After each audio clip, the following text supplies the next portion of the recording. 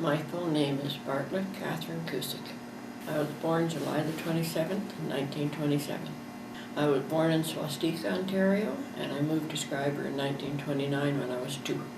My maternal grandparents were born in England, and my paternal grandparents were born in Ireland. They came to Canada, I think, about 1903. I was married on August 28th in 1946, and my spouse's name was Stanley Kusik. I met my spouse over a stick of black licorice in a restaurant that was run by Mrs. St. Jean, across from the CPR station at that time. And it's been a joke in our family ever since, something I still dearly love. And we went together forever after that. I had 3 children. I have Crystal, she's 65, Larry, who's 63, Lorraine, who is 58. I have 6 grandchildren and 9 great-grandchildren. I worked as a clerk in the co-op store. At that time it was a grocery store.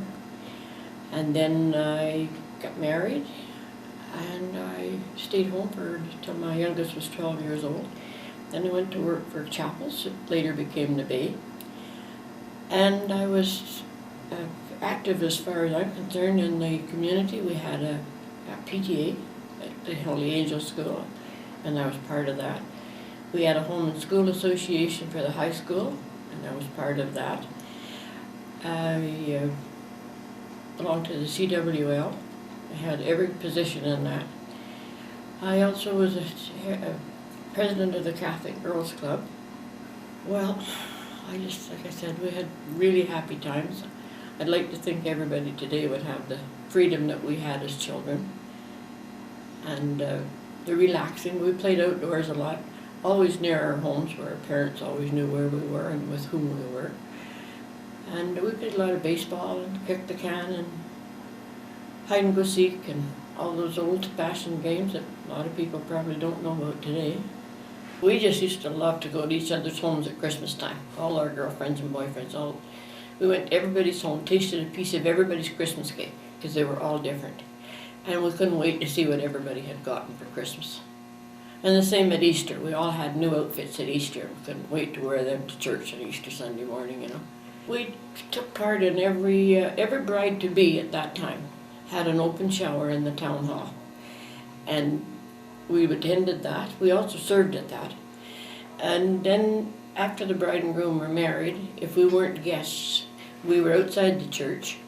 And then after that, there was always what they called a chivalry, where they threw out candies to everybody that was present. And it was like collecting Easter eggs today. But those are great times. Well, mostly played. We did a lot of swimming, walking up that old Lockers Lake Hill and back down again every day around the sandy beach. It was a long hike, but it was a beautiful beach, and we all gathered there every day. We skated every night in the winter. We played baseball. I didn't play hockey. It was mostly a boys' game at that time.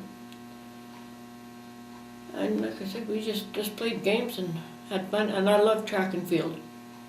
And that was very popular in school when I was there. And we used to compete with the teams in Nipigon. And we got there by a coach that the CPR let us have. Well, at one time we didn't have electricity in the town. And we had a diesel generator, and that was a limited amount of people that had electricity. We had no telephones. They finally came in, and it was a luxury to have a telephone. So the communications were pretty limited. And so I see a great deal of change in technology, everything, from communication to television, computers, laptops, all these modern appliances, conveniences.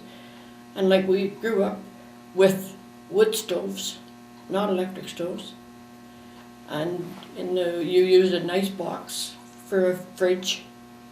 And in the winter time you could use the outdoors, but in the summertime you kept your milk, which at that time was delivered in a glass jar, in a pail of cold water, and now everything is so automatic.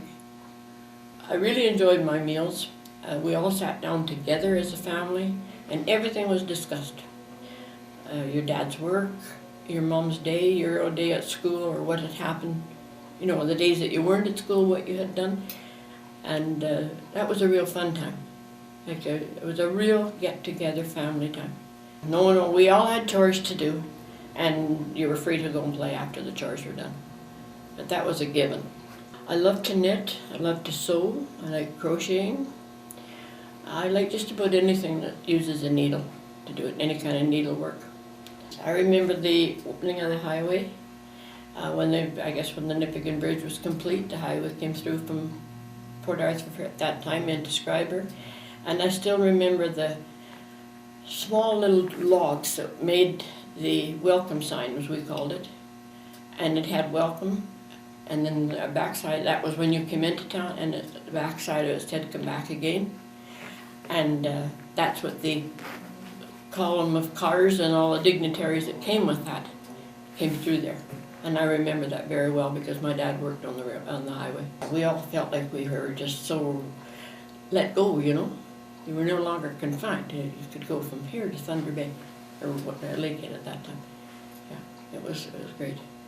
We all went to visit her at the station, and it was quite an occasion to have the King and Queen of England come through Schreiber and stop at the station and get off and talk with people.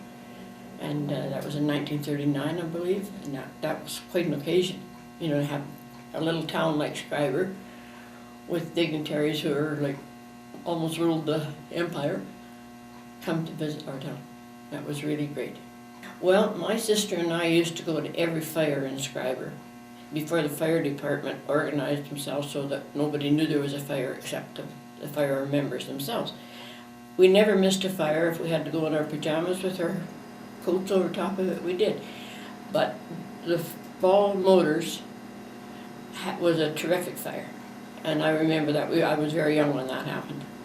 And I never forgot that fire. Well, it was where Ontario and Drummond Street kind of be out there.